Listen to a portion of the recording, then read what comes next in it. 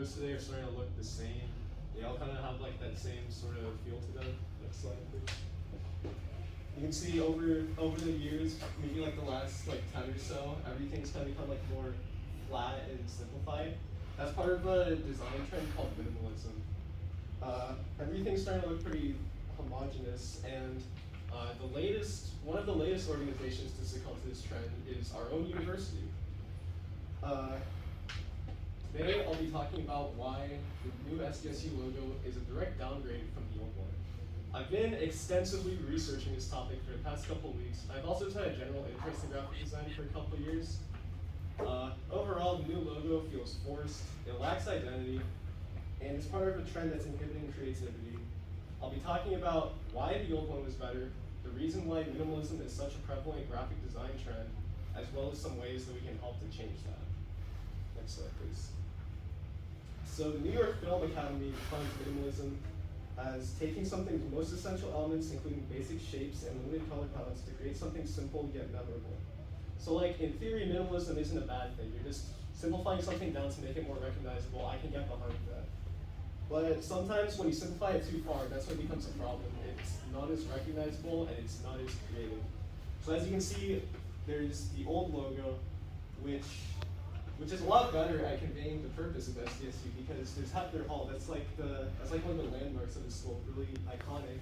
And it also uses the school colors like white, black, and red that create a nice contrast that makes it really pop out more. And then when you take that and you compare it to the new one's just really a lot more flat and lacking in comparison. It's just more generic. If you really wanted to, you could just put it into like a drawing program, just color it in blue, and then say South Dakota State University. Like, there's nothing preventing you from doing that. I was gonna make a mock-up actually for that, but on the website they say you can't do that, you can't edit it. And then they have some examples of like what not to do, and they actually look more interesting than this one. They have like some gradients or like some like shadows going on behind it. It actually looks better. But yeah, minimalism, when you simplify it too far, that's when it goes wrong. According to a web design report, minimalism is undoubtedly effective, but it's not for everyone, and some people prefer other styles. Minimalism it's a good thing, but not everything needs to be minimalist. Like look at the Smucker's logo here, guys. Like look at the new one. I don't want that. That looks like they're gonna put microplastics in my can. The old one is healthy. That one looks evil. That looks like corporate dystopia.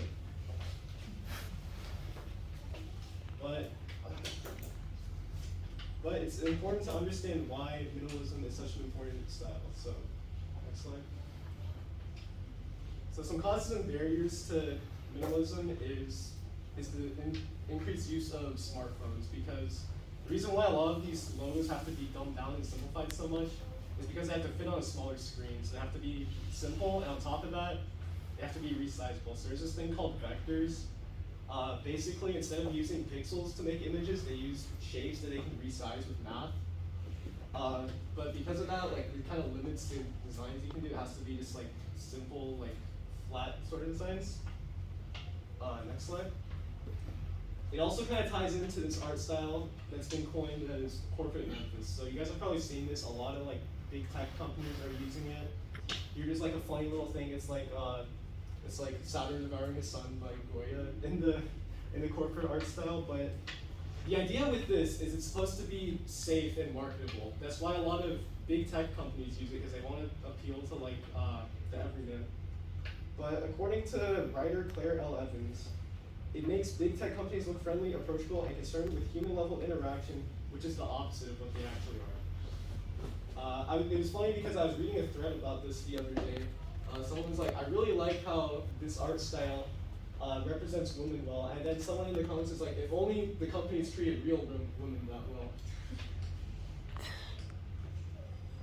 But yeah, like I said, minimalism does have, it's understandable why people use it. It's been tested to work, so they're gonna do it. But now that I've explained that, I can talk about some potential solutions to help break this trend. Next slide. So, as for SDSU, we could bring back the old logo if we signed a petition. If we got enough negative feedback against the new logo, they'd have to respond, because in general, voicing negative feedback shows to the companies that the consumers aren't happy, so they have to listen to that because that's who they're trying to please in the end.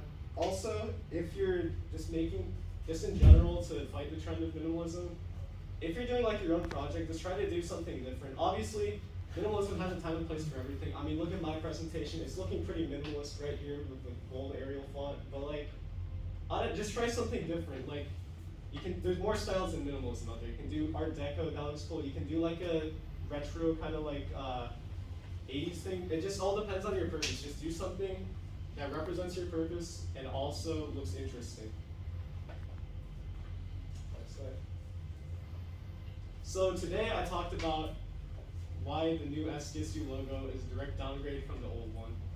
I discussed what made the old one better and more identifiable, and then I described why minimalism is such a prevalent graphic design trend, as well as some potential solutions to the problem.